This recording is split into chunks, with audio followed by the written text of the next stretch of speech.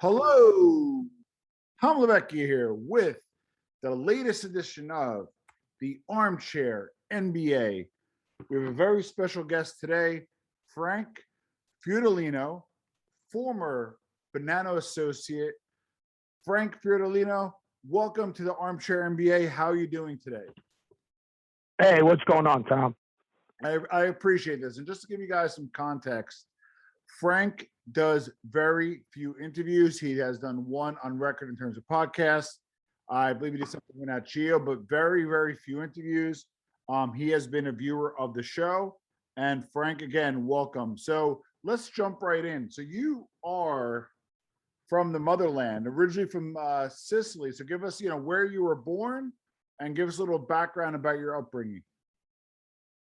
I was born in Castellamare del Golfo, but I came here in Sicily, if you're familiar with the area. Yeah. But I came here at a very young age. I came here when I was 2. Okay. I'm more American than I am Italian. I feel I love my Sicilian roots, but at the same time, grew up on baseball and football and all the other good American things. Love it. Now, where did you move to? Queens? Well, we didn't. We actually moved to Bushwick, Brooklyn back in '72. My siblings, my parents, we in Bushwick, in the Knickerbocker Avenue area. Yes. That was the main street. And then when I was about 9 years old, we moved up to Ridgewood, Queens. Oh, wow. Okay. Now, yeah, most people that follow kind of mob history, Castellamare del Golfo, as well as Parker Avenue, are hotbeds for the Bonanno family. Did you come from an LCM background, or did you grow up into it? No, I came from a Mafia background. My dad's side more than my mom's side, although I was more around my mom's brother when I started hanging out around the mob. Okay. And that was here in America. That was my Uncle Cheech. Oh wow. Okay, so background. Navarro, Frank Navarro. That was my namesake, believe it or not. Got it. Now, what was your first brush with activity within the mob? How old were you and what happened? Well, I mean, I was young, probably like, I'd say anywhere from about 10 to 13 as an outside looking. And, I ended up working for my brother who owned a coffee shop on Knickerbocker Avenue when I was 13. And from there, I seen a lot of people come in and out, people that you might be familiar with because you're on the mob genre. There was, of course, the old Zips, the Sicilian Zips. Not much is known about them because not many people have talked about them. You have the Toro Catalano, you have the Baldamaros, Cesar Boventre. You have even a relative of mine, Sandro Giordano. His last name is Tony. Yeah. So you were around. Those guys I mentioned were all allegedly involved in the Carmine Galante hit. Got it. And all right, so you grew up around it. You started getting involved with like the smaller kind of stuff. You got kind of sucked in. You were younger. You in the 70s, 80s. You still kind of caught 80s. The 80s, and obviously, yeah, you're right, 80s. But that was still the heyday, man. I mean, the Bonannos were the Bonannos. The Sicilians were the Sicilians.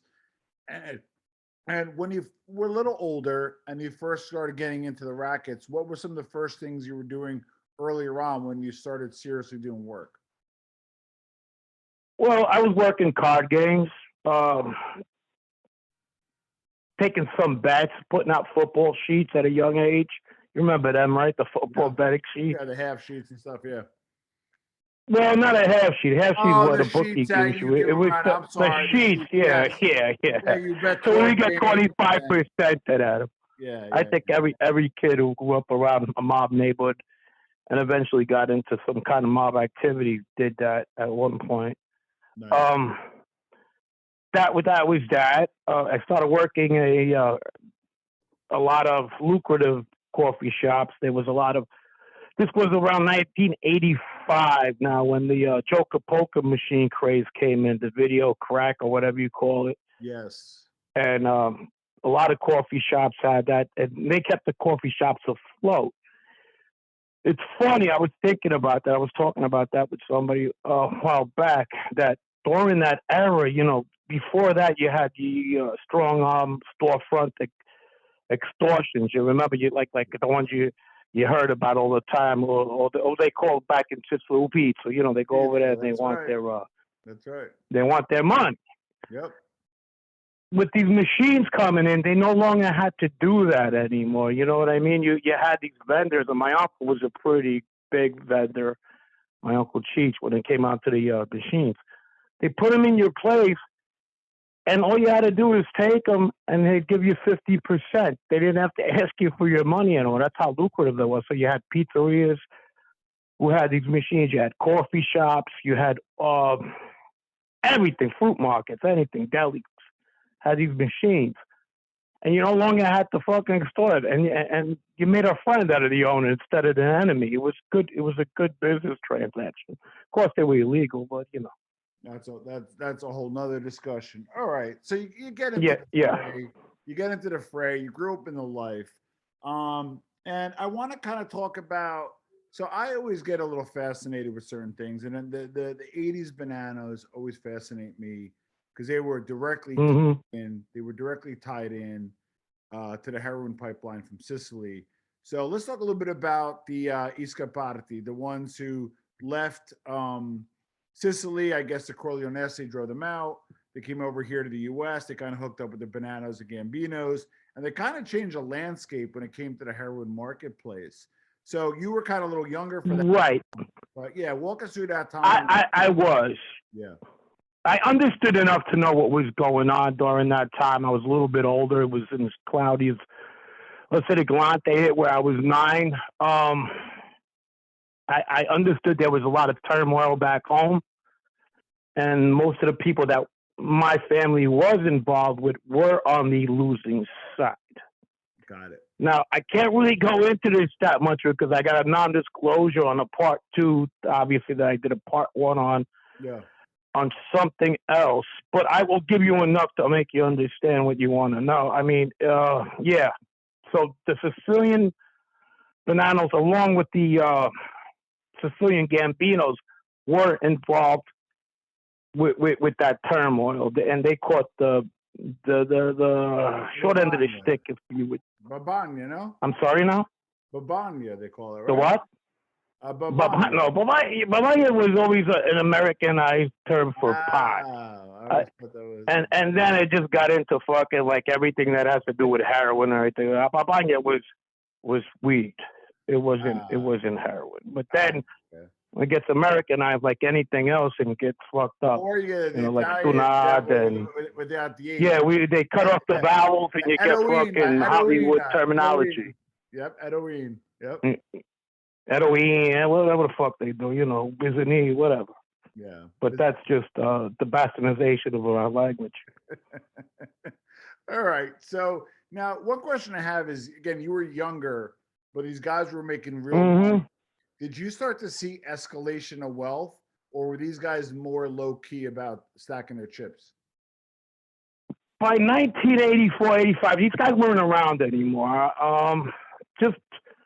You can find out what happened to them. One of them ended up getting lesser years, and he started coming around again. Yeah. And he was a member of the Bonanno family. I could tell you that. That was Baldo. He came out in by that time, I think it was 89. And then the rest had pretty grim fates. Yeah. Now. And he came around again. But the money did definitely die down by then. There was Ridgewood Bushwick in 82, 83. It wasn't far fetched to see a Lamborghini or fucking Ferrari. Lot of money. People could say it was Reaganomics bullshit. It was drugonomics. True. Now, what happened post pizza connection, because you and I were chatting a little bit on the phone, and I talked about this also in the previous podcast. My belief is they put away the losing team, right? They chased away the Inzarellos and a few other guys, the Spatolas. That's in Sicily. That's in Sicily. Yeah, and they came And they all away. ended up coming here. The ones who were related to the Palamedon faction Yeah, of the Gambinos, yeah, they ended up in Brooklyn yeah. until everything kind of got calmed over. Well, although Rihanna had to die before that was going to happen. Well, that's why And they couldn't go back until he was in jail. Otherwise, they would have got killed. that was part of the pact. Apparently, it was like, they don't come back and we don't bother their family anymore. Yeah. There's a misconception of Buscetta, for example. Yes. He was during the 70s. He was on the run. He went to Brazil. Yeah. And he always claimed that he really didn't have anything to do with the mob anymore. They just drew him back in when they started killing his family. No. There's I don't know about that, but yeah. there's a little bit of a question. You could question that, because he did entertain a former a boss. I'll tell you who it was. It was Gaetano Badalamenti at the time. Correct. He entertained them in Brazil. Little to both their behest, the guy they were talking to back to Palermo to make a kind of a resurface and come back and try to take what was theirs. Even if it was bullshit talk, it got back, was Pipo Calu. Pipo Calu was an old friend of Buscetta, Yep. but he turned on the Palermitans and went with the color names. That's what correct. he did in return was saying, listen, Buscetta is back in Brazil entertaining Badalamenti. Therefore, I'm not making it right. So Lorena said, well, then we need to do what we need to do. And he started eliminating, I think he eliminated like 7 to 8 males in his family, in Buscetta's family. And that's when they got Bontate. They went after the Delicacia, which was the politician. They pretty much wiped. They went after everyone. They wiped out everyone. Yeah. 7 people in the Buscetta family. Supposedly, and you would know better than me, supposedly they offered an olive branch to Buscetta to come back and said, if you come, you know the answer to this, but if you come back, we'll make pace. But that didn't happen. Do you think they were legitimate? They could offer them balls because that's what he was getting. You know that, Tom. Yeah, I mean, how can you offer that? You just killed his kids. You killed his son-in-law. You killed his son-in-law's father. Brother-in-law and the brother-in-law. They killed Buscetta's kids. And the brother-in-law was Pipo Calu's. The brother-in-law and the brother-in-law's son. Yeah. That's crazy. I mean, you just didn't start killing this guy because he was on the lam and minding his business in Brazil, like he said he was. He was entertaining some fucking major conversation. There was a great story about Tommaso Buscetta. I believe it's in his book. So he was always a man of honor. He downplays it. Oh, it was a little. No, he was always serious. He comes to the U.S. He was lambing it, and I think he was like distantly related to Carlo Gambino. Obviously, Carlo Gambino is the boss at the time. So he gets off the train station. Some guy picks him up, gives him like $500, and stashes him off in a hotel. And remember, this is the old school days when they were considered uomini di onore. You know, they get treated with a certain level of respect, blah, blah, blah. He turned around and complained to the guy and said, whoa, I'm a boss from the other side. This is what I get. Next week, there's a big party, a big festival for the guy, food, drink, etc. Carlo pulls him aside and goes, listen, I never want to hear you speak subversive again. And he never said anything wrong after that. My point being was Carlo was like, listen, I just had to get you up and we will do right for you later. And then the second he said one bad word, Carlo on purpose threw them nice party and then said, I don't want to hear any more subversive talk. But that was Carlo Gambino's style. You know what I mean? So I don't know if you ever heard that one, but that was definitely two different styles between both of them. One was, although I obviously I didn't know neither of one of them, but on the demeanor or even on his testimony, the way he comported and talked, there was an arrogance about him. Yes. That is very noticeable in Palermo. You know, the Palermitans have this aura about them that they feel they're a little bit smarter and better. They're good people. I have so many good Palermo friends, but that's their, they bring that, and Buscetta is one. They're, Yeah, it's to be almost more like flashy. it's almost like if you read his transcripts, it's almost like academic in nature. Like he'll speak himself in the third. Oh yeah, it's theatrics. Yes. Yeah. It's like you're reading Shakespeare or something. He just didn't. Well, this is he pours it on. Yeah, but this is what I don't get, and this is I think you could help close this for me, right? The Palermitani have to this day 7 strong medimenti, right? 7 strong families, right? And that's New York City, right? That's New York City for Sicily, right? Corleone is like Northeast Pennsylvania. It's almost like the Buffalino family wiping out the 5 families. How the fuck did that? I beg to differ. I mean, because there's so much animosity towards those 7 Montana men. Yeah. When I seen it with relatives of theirs here in the United States, where they didn't like each other for the simple fact they had more money or didn't do things the way the other ones wanted to do. Yeah. I've seen people from Carini not get along with people from Bagaria. I've seen people from, and it was pretty, a lot of, it wasn't amicable at all. Fucking, they just didn't like each other. I could see that where it had to do with it. Divide and conquer was easy, where you got towns like Corleone, you got towns like Sheenis, or even my town, that's called Mar del Golfo, and people are more united. They're more because there's not so much competition around. True. There also, I believe, and I'm gonna probably get crap for this, but I also believe there were differences in the gangsters, and I'll give an example. In Sicily, Miguel Navarro was a doctor. In Sicily, it could be a judge. Well, I'm not a judge, but it could be lawyers. It could be politicians. It's a baker. It's the cattle rancher. The mafioso there are different than the mafioso here. Would you agree with that, or you think? Yeah, night and day. The difference is that here, somebody wants you to know they're a fucking gangster. Over there, people do whatever it fucking takes them not to make you think they're a gangster. Yep, that's a great point. All right, so you seem like a smart guy, but you grow up in the life. You catch the tail end of the pizza connection. You see those guys get football numbers. What made you still continue? Well, to be fair to my uncle who passed away, he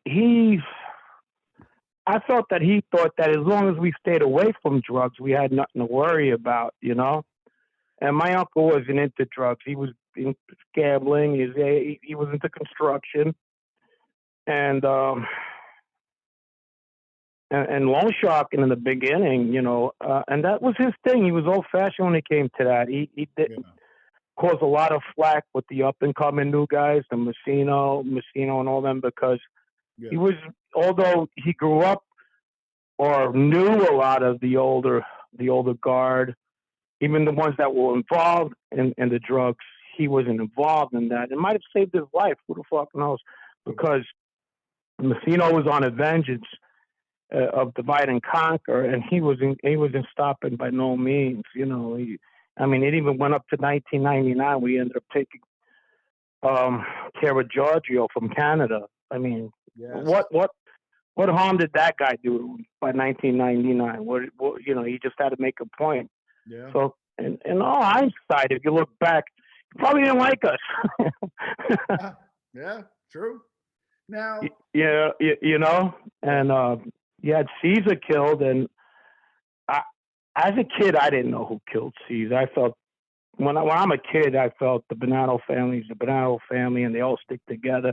As you get older, you learn the treachery, and you learn all the ins and outs and how it works and what goes on and what doesn't go on. But later on, I found out what happened, and I was kind of disturbed by it. I lost some respect for Messino himself. He puts things on other people. He lied.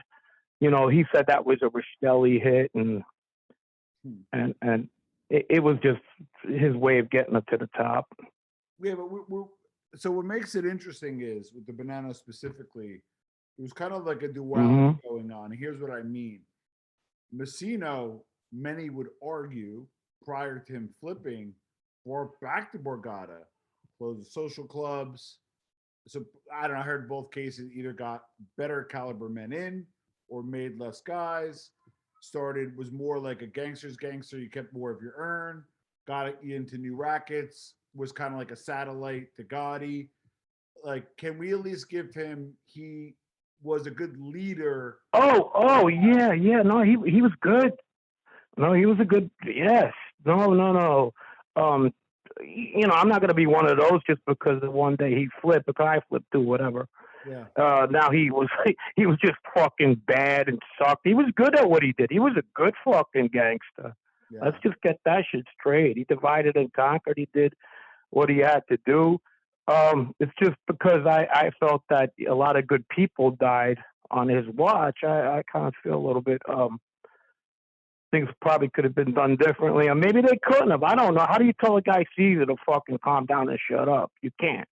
Good point. Now, what about, again, when I referred to a parallel, right? This brings us to the early 90s, right? Like Gotti's away, Pizza Connection's done. And then in Italy, they kill Falcone and Borsellino in a matter of a few weeks. 92, right? What were the Sicilians saying over here when it was like the mafia was taking on the state, which the US, you can't do that. What were the guys saying over here? Were they like rooting for them? They ain't give a shit. Yeah. It wasn't them. They don't care. And if you're going after authorities, nobody likes the fucking authorities. I mean, they don't like the heat that it brings, but when you're in that life, that's what. So somebody in fucking Italy killed a cop. I hate to say this, it's the truth. Yeah. I mean, people like it is what it is. True. What about? Did you ever hear that? It's fucked up, but that's the way. Do I feel that way? No. Yeah. But you got two different frame of minds. True. I don't know if you know this, but there's credible sources that they were going to kill Mario Cuomo while he visited Sicily, and it was a U.S. side that called it off. They said, we just can't do that because we'll get too much heat. And these are some pretty credible. Well, yeah, that's what my point. It's not about a moral aspect of, these poor criminals. When it comes to cops, they feel bad for them. But no, it's about because they're afraid of getting their ass busted. Yeah, true. When Gus Faraci killed Hatcher, the DEA officer, he killed a DEA officer in Staten Island. They went to every club. They went everywhere. They went to Joe Messino himself and said, look, we're looking for this fucking guy, and we're going to give you fucking we're gonna give you the fucking hard time until we find them. We want them. Yeah. And I think it was the detective Coffey at the time, and Joe told him. He said, "We'll get him." Yeah.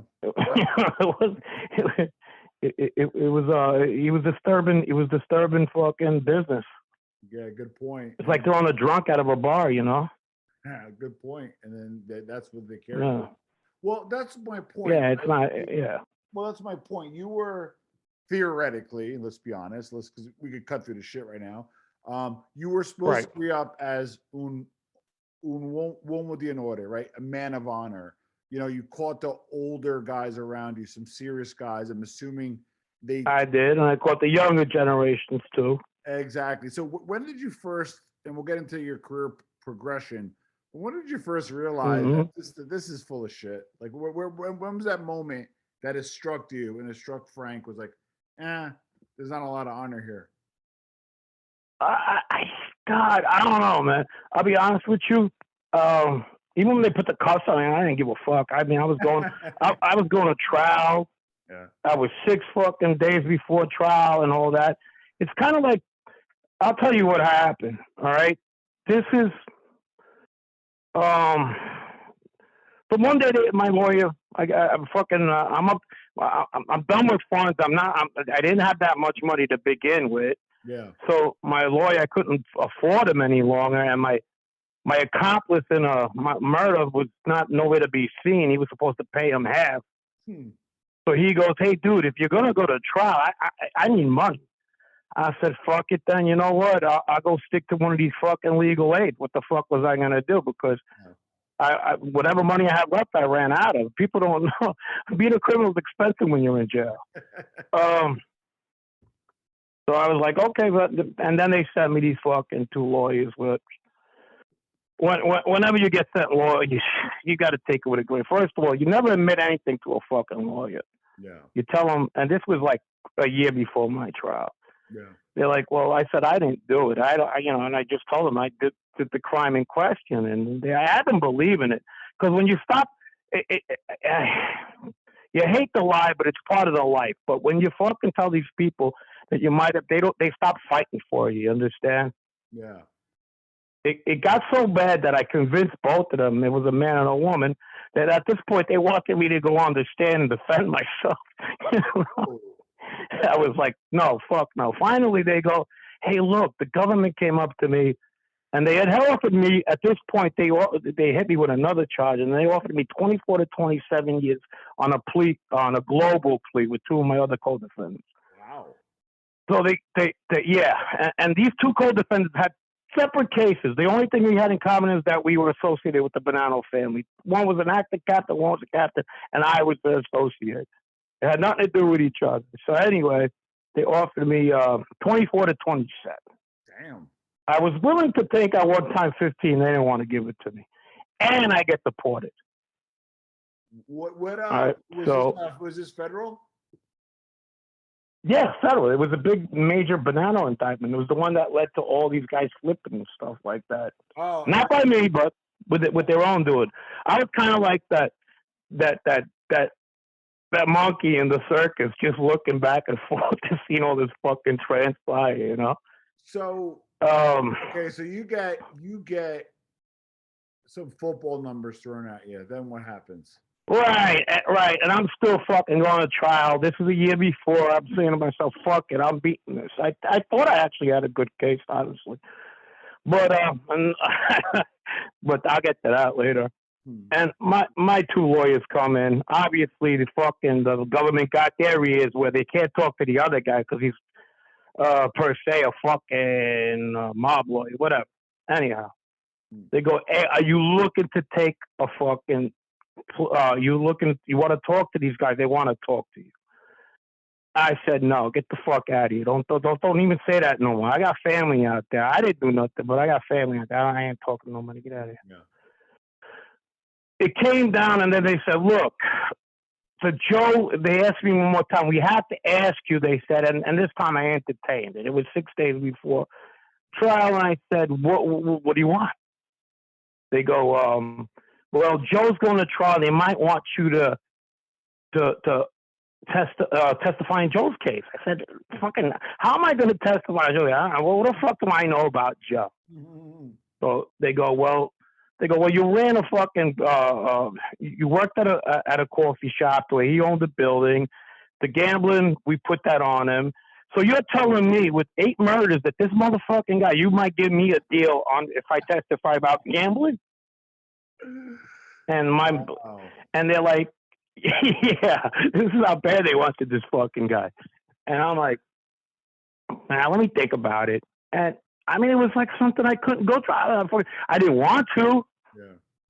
But at the same time, they came in and said, "Fuck it, let's do it. It's about gambling." So I figured after I was done with the Joe Messina's trial, it was done. You know, fuck it. I never could go back. I get it. I wasn't much in the mob at that point anyway, whatever the fuck was going on. I'm like, it is what it is. I made a lot of good friends in jail. Wait, what happened I testified. when you were the only associate on the Messino? That's correct. Well, I gave him structure. I gave him my murder. I gave him what it takes to basically what they were looking for, how you enter an enterprise by committing certain crimes, and you understand what I'm saying? Yeah, they're going after the Rico. They want the big stuff. And I had family. I had family that was instilled in I have cousins in a maid. I had, so it was kind of like a home run for them. Kind of like open up to, I think I was the fourth guy to testify, gave him background, gave him this, that. Shit, it was worth 27 fucking years, right? Well, hold on. I wanna just deep dive a little more, because prior to this, the Bonanno family had like zero informants prior to this. Correct? Right. Zero. Right. At that point, I testified in July of 2004. I'll never forget it because it was one of the most horrible days of my life. It was July 6th. And I think it was July 6th. I could be wrong. And for some reason that day sticking in my head. And yeah. Wow. A year to 2 years before that, that was the decimation of the Bonanno family. Everybody started turning. It started with Frank Copa, Richard Canarella. Yes. Copa brought in the Sonny Black murder. Yes. He was my co-defendant. And the Rich Canarella was my co-defendant also because they superseded him into the case. And he brought the Richard Perino murder, which was the Post murder. Yes. Which brought Sal Vitale in. And that was right there, like I always said. I've said this before the beginning of the end. Sal Vitale just demolished the Bonanno family. He was in a Subiro, no? Wasn't he a cop or something? Spiro. What do you mean, a derogatory term for a cop? You just like call the cop a pig in Sicilian. I grew up around a lot of Sicilians. It is Spiaci, I can see that. Yeah, but it also can be used for someone who cooperated. Sure, I know you might beg to differ on this one, like Michael Franchise. I had a Sicilian friend across his chest that said, "I sangue di spirito." I said, Jesus Christ. Blood of a pig. Yeah. So, all right. So, what did you wind up getting after doing your service? Oh, yeah. Well, that was the whole thing. So, fuck. I mean, shit. Nobody wants to talk to me. Family's fucking told me to go fuck myself. Everything like that. I guess I got light at the end of the day. I know I'm gonna at least do 5-6 fucking years.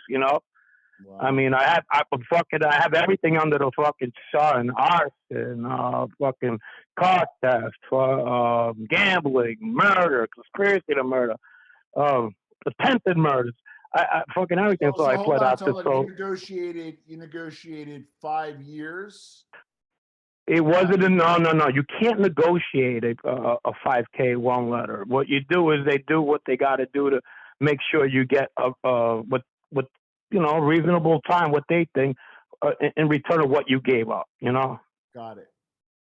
And it takes at least 5 to 6 years before you go in front of a judge.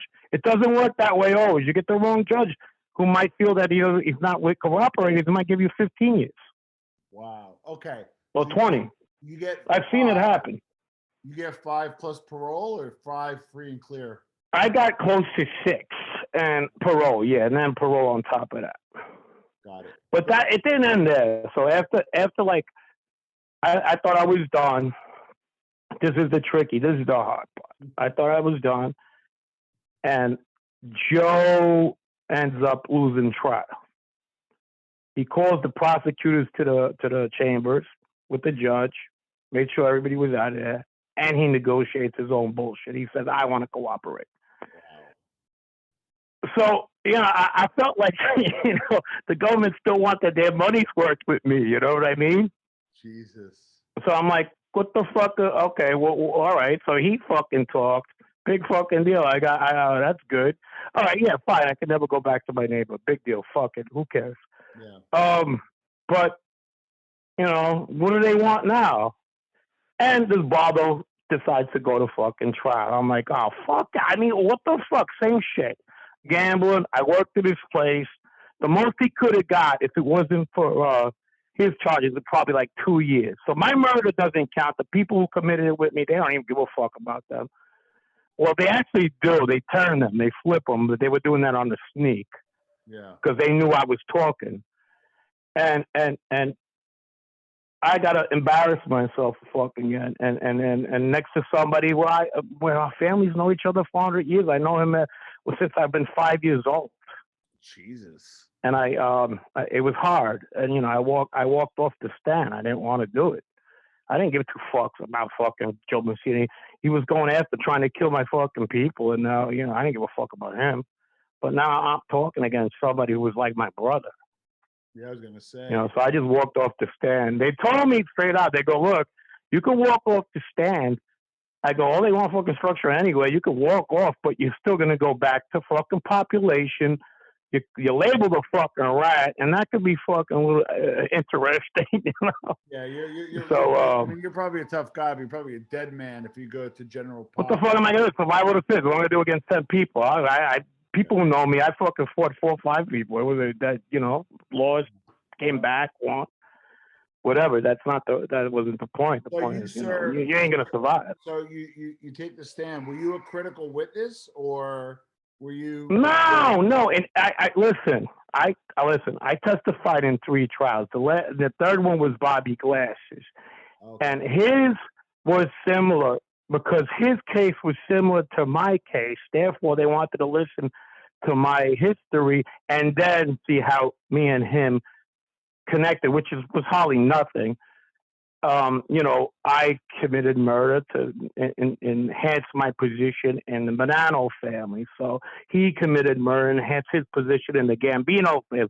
And then he would ask questions. Well, what happened? Did your demeanor change when people knew you were able to kill somebody or shoot somebody? I said, yeah, sure. It went from like, hey, kid, how you doing? So, hey, kid, come over here. Come have a drink with us. Hey, this is Frankie. You understand? That's a small example.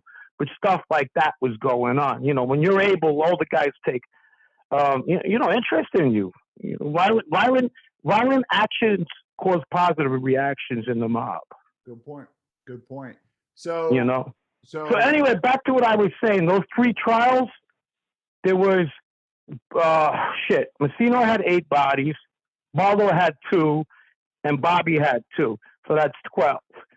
I had brought no fucking testimony to those bodies. There was one thing they took out of context, I think, is when they said, well, Frankie, when did Baldo ever ask you anything? He just asked me if the cops were around. Oh, what, after Sammy disappeared? I said, no, he'd ask me that all the time. We're running a legal business. I mean, that's one of the questions he asks. Well, you worked at the cafe that was later changed to Casablanca, correct? Which was Mancino's spot, right? Which was Giannini's. It was called Giannini's. Yeah, that was Giannini's restaurant, same owners, and Giannini's cafe. All right, now let's talk about that for a second, because when you think about the Giannini crew, they're called a mobologist. Right. The mobologist, their antennas go up. The Giannini crew is probably the most important crew you never heard of, right? So give us a little bit about who they were. And you were telling me there were actually 2 different families, right? You could say 3. Giannini's was something invented, I think, by Jerry Capisci. I'm pretty sure he named it the Giannini crew. Yeah. Giannini's coffee shop. I worked the coffee shop too. It was owned by Baldo, and it was ran by a cousin of his. Yeah. And I worked on and off there. And the guys used to hang out, the kids I grew up with. Most of the kids that I grew up with, their families were affected by, or they were affected by their families being taken away in the drug business of that era, being the Pizza Connection or the tentacles of that case, of other cases, all of them. They were mostly kids that hung out. Example, I hung out with Catalano's nephew. My cousin married to his niece. That was one of them. Then there was this other family from Palermo, the Braguses.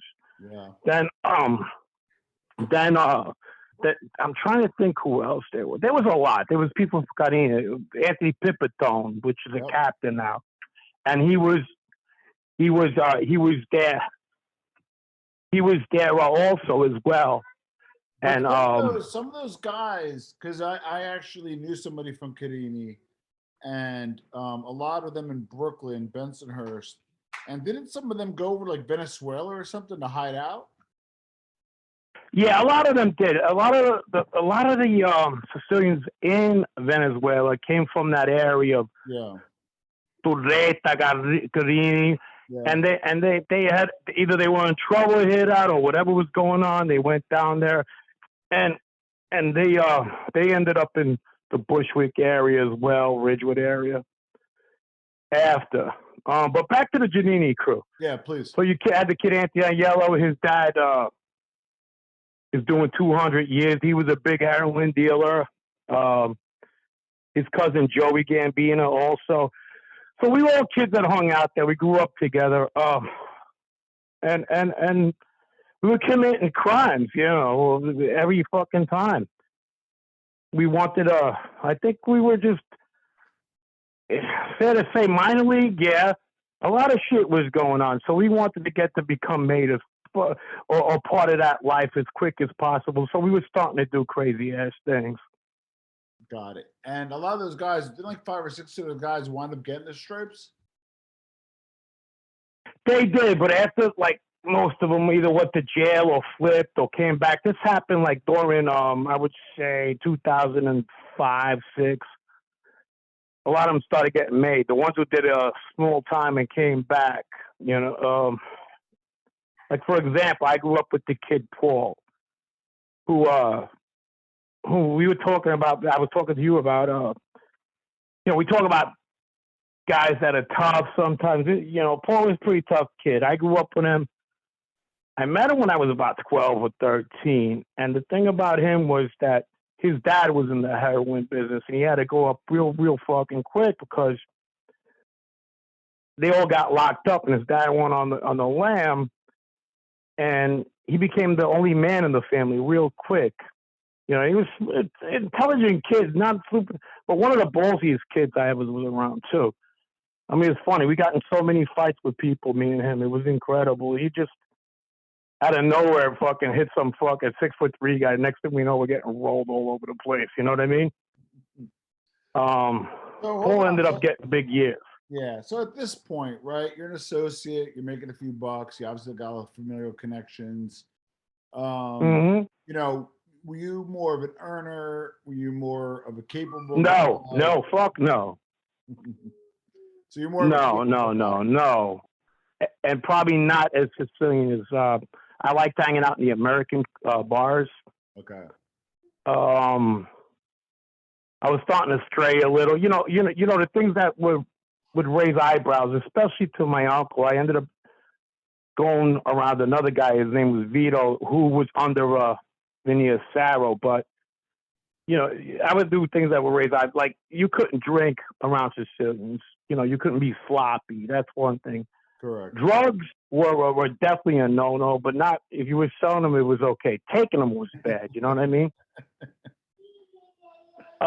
Bringing certain chicks to fucking parties or events. Bring good girls. Don't bring whores. Yeah.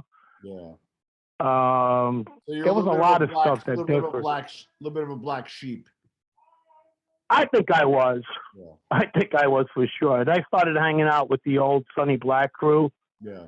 Around 95 and 96, Nicky Santori, Anthony Rubito, and I enjoyed it because it was, I could leave my guard down. Well, most of the older guys from the other side of the bananas were going home at 7, 8 o'clock. I was hanging out with them, It was funny one time, my friend at the time, Joe Grimaldi, who's involved with the bananas now, his dad is old school. He ain't got no more old school than that, He real smart guy.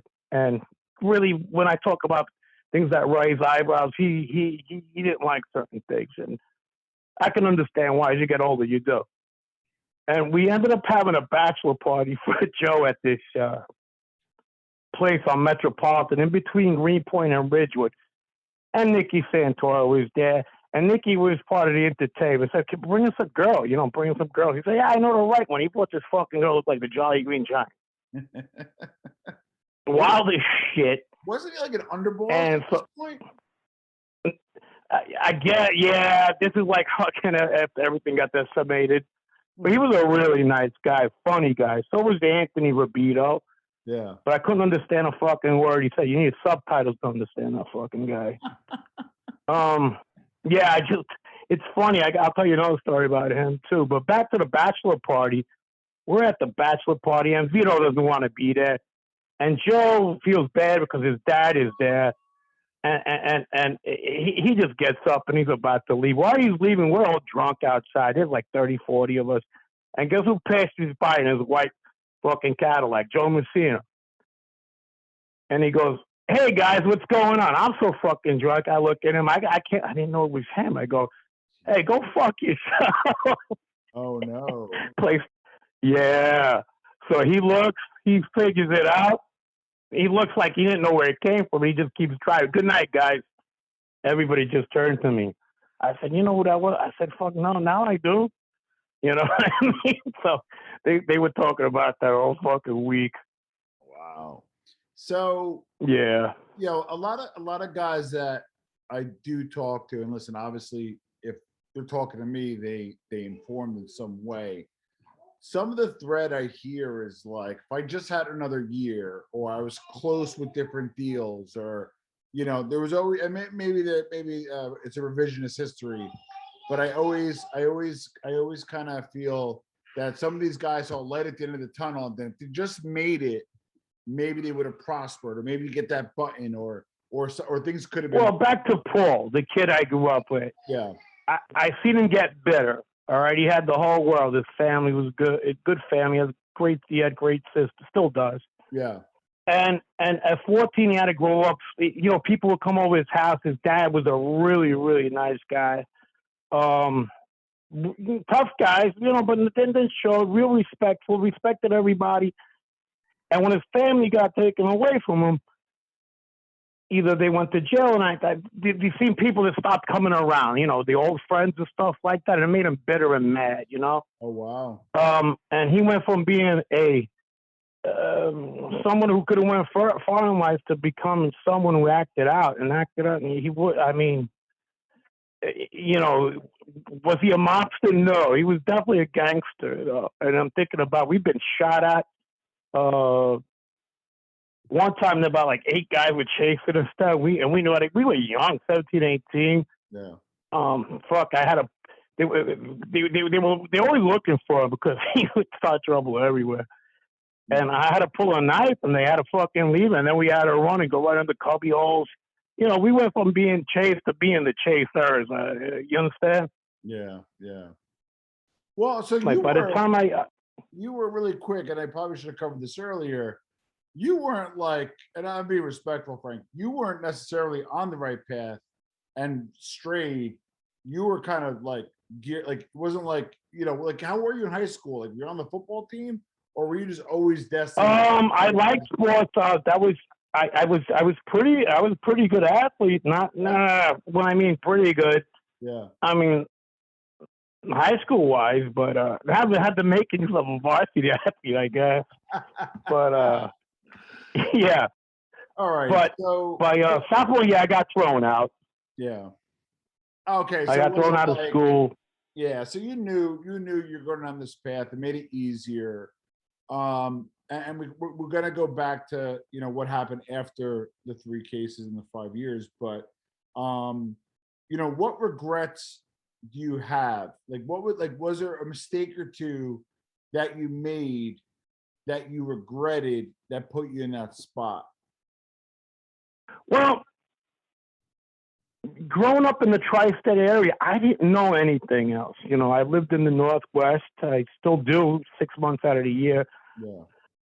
I got family there. I live down south. I see people differently, So I only knew one thing when I was I used to, if I go to Hershey Park back in the day, I couldn't wait to get home. Fresh air was my enemy. I wanted the dirty concrete and the coffee shops with the smoke in them. I wish my family would have immigrated somewhere else where all my, one of my brothers died in a mob-related accident. Oh, wow. And in 77, my other one did one of my other brothers did 10 years. I think New York and our own people was the only thing regret I was around. You know, you talk about wanting to be around your heritage, your people. I think that's the worst thing that happened to me and my family. That's just my Now, point of view. You know, because if you think about it, who exploits their own kind more than anybody else? No, their own kind. They're people. Their own kind does. You know what I mean? The Chinese do to the Chinese, black to the blacks, and the Italians to the Italians. So I don't know if I had a shot. I don't know. well, there's a theory Shit about happens. I that. can't look back though. Yeah, there's a theory about that. It's about Huh? there's a theory about that it's about vicinity. So like obviously they talk about like black on black crimes. Well, that makes sense because you're gonna deal with the people in your vicinity, and that's what's gonna happen. So And that you're most familiar with. correct. So okay, Yeah. so you're off the street. You do the 3 trials. I'm assuming you served in PC, correct? When you served the 5 years, 6 years. I did. I did. After that was the Rudewick, and that's when I actually found out who I was and what I was and how people are going to look at me for the rest of my life, and that was pretty hot. Now, who'd you? I know in PC. I actually one of our guests served with Messina. I don't want to say his name, so I'm not approved to say it. But in PC, right. No, you can't. You can't share with the people you were affiliated with. You know, like if you have like when I was there, it was 6 units, 6 places, and they separated you so you couldn't corroborate your stories. But I would be with people that weren't ever affiliated with me. Either it would be the mob, either be Aryan Brotherhood, the Mexican Mafia, the Colombian cartel, or whatever. And among these 6 units, there'd be probably, I'd say, 350 to 400 inmates. Oh, wow. You got that's it. I mean, 70 in each one. And I don't want to disclose the location I was in. Yeah. Huh? Of those, like 400, were there 40 wise guys? Were there 5? I'm just so I get No.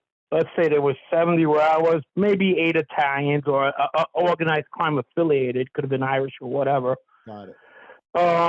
There was Bloods, there was Crips, there was Disciples, there was Mexican Mafia, I was with Rayful Edmonds, the biggest guy in Washington, D.C., crack dealer. Oh, wow. You also served with Mr. Gravano, correct? That is correct, yes. Tell us about that. He was good, it was fun.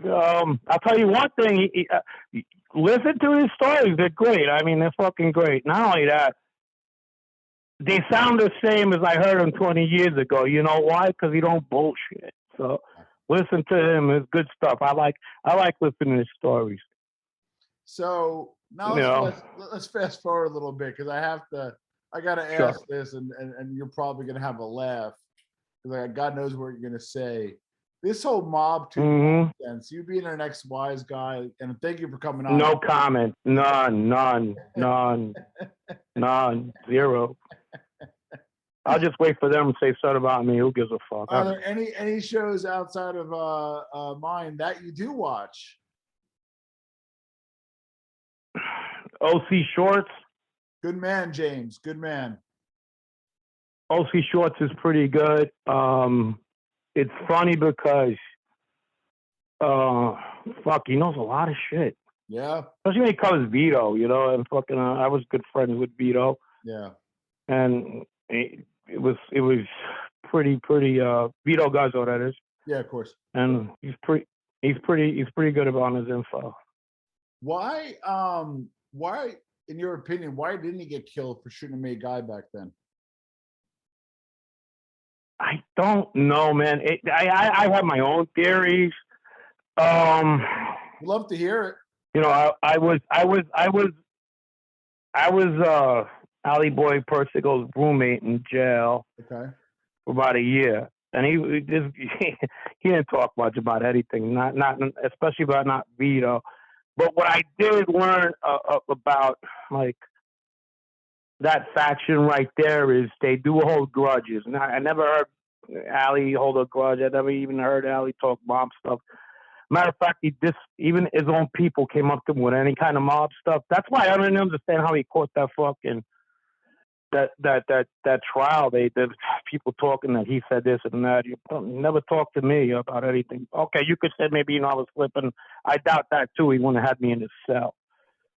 But yeah. They back to Vito. He was with the Arena faction. The guy who got clipped in the back. He didn't die. What was his name? He just got arrested. The Colombo guy. Vinny Unions, right? I think. Vinny what? I think Union. Vinny Unions, whatever the fuck his name is. Right. He got clipped in the back in that hit. And he was with the old Arena faction. I think what happened was they didn't give a fuck what happened to him back then. Interesting. Just like Wild Bill. Yeah. And I think maybe Vito might have known that because Dennis Gorziato, who was Vito's guy at the time, had told him who killed his dad. And he had cancer. And it was at his funeral that the three people were going, Dennis's, that they were ambushed. Yes. And one guy died. Going to or from. And it was almost like a movie type hit, right? Like the cars came. I remember the U-Haul because I seen it that day. It was on Caldwell Avenue. Come on, you saw the U-Haul that was in on the hit? Yeah. They had to, I swear to God, this is how sloppy we were.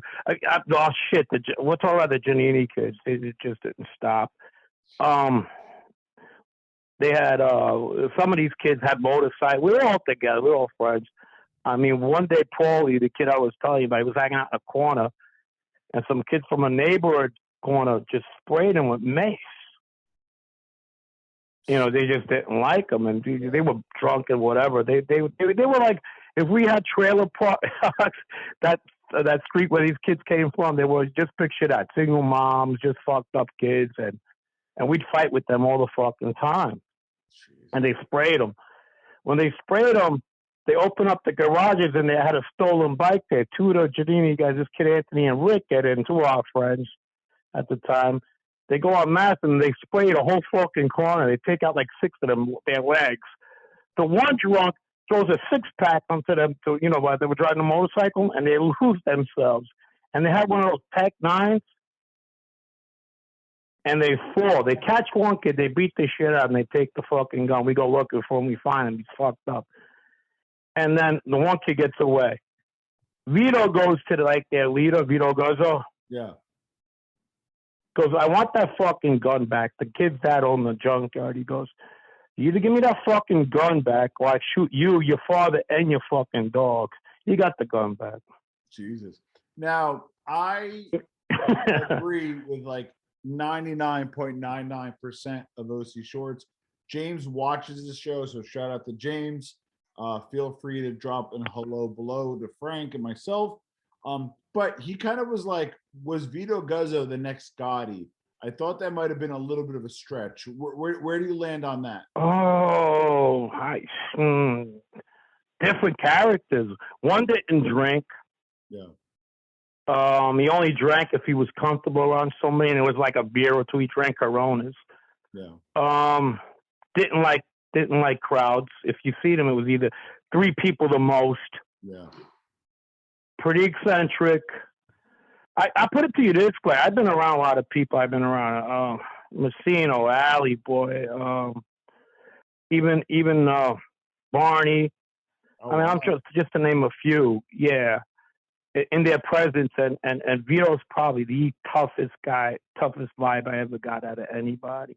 I heard that from multiple sources. Like, you know how like it's a cold vibe. It's a hollow vibe. It's a we joked around. We became close. I remember hanging out with him, going through a car wash because he let they think his fucking. It was weird.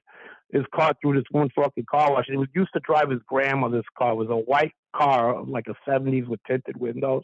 Yeah. And then he had a Beamer also, but this was his favorite car. And he looks at me and he goes, I'm crazy, but you're crazy. There's something wrong with you. He goes to me. I said, me? I go, what the fuck are you talking about? People don't even want to be in the same vicinity with you. He goes, look where the fuck we are right now.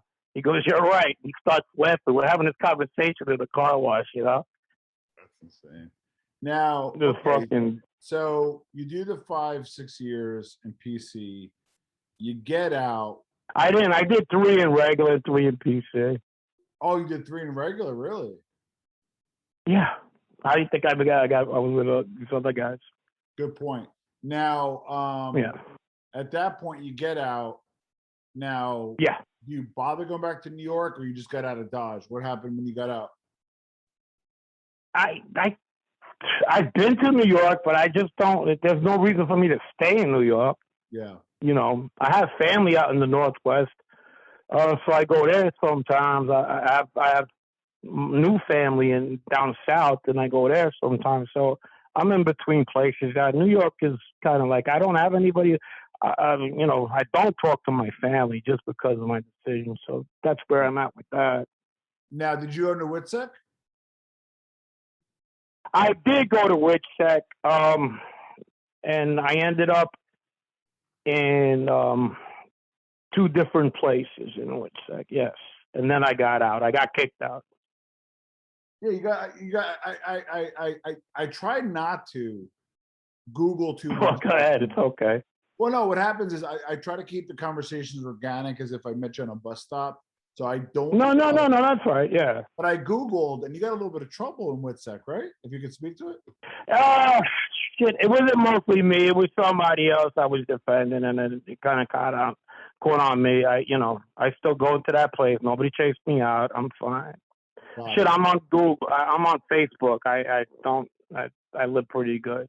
Got it. Now, what I want to do here, Frank, is because what I noticed, here's what happens, right? There's a lot of more questions I have. I know we could talk for a lot longer, but what happens is we talk for another hour, let's say.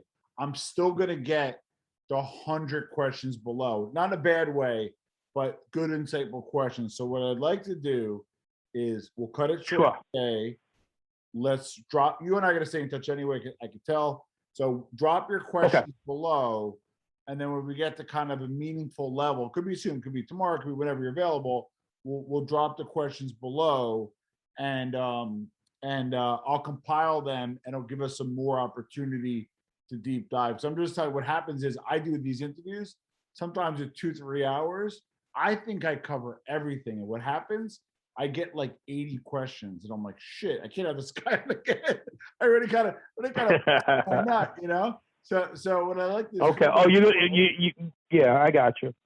So, but in your end, I guess you get a lot of questions after this is done. We do, I do. And then so before we wrap up, and I ask this to all of guests, you could have dinner with any wise guy, dead or alive. Who is it and why? Fuck, I met most of them. So, but dead or alive, I'm kind of like over the. I know. I'm thinking that's actually a really good question. Yeah. Fuck. And I know I'm going to give you one. I'm going to miss out the one I really wanted. I don't know. I'm going to go. I'm not a John Gotti hater. I'm going to go with John Gotti. Wow, that's the first time. You probably asked that. I just think a lot of people talk shit now because he's dead and stuff like that. But I think he was my time. He was what you were talking about he was what to me, I guess, what Prince was to me, you know what I mean, during that time in a pop music era or whatever. Good point. Probably I guess that would be it. Good point. So for Goots, you got anything you want to plug? Totally different from what I grew up with, but I would have loved to just listen to him. Yeah. So is there anybody, anything you want to plug right now, or we'll save it for a later date? Anything you got working on that's public, or you want to save it for a later? Yeah, I got something working on pretty soon, but I'll let you know when it's almost there. Please. So okay, cool. All right, gotcha. brother. Thanks for coming on. I appreciate it. And thank you for having me. Absolutely, Frank. Drop your questions below, and I'll reconfirm with Frank. And Frank, thank you for being on the Armchair MBA, my friend. All right. Have a good one, bud.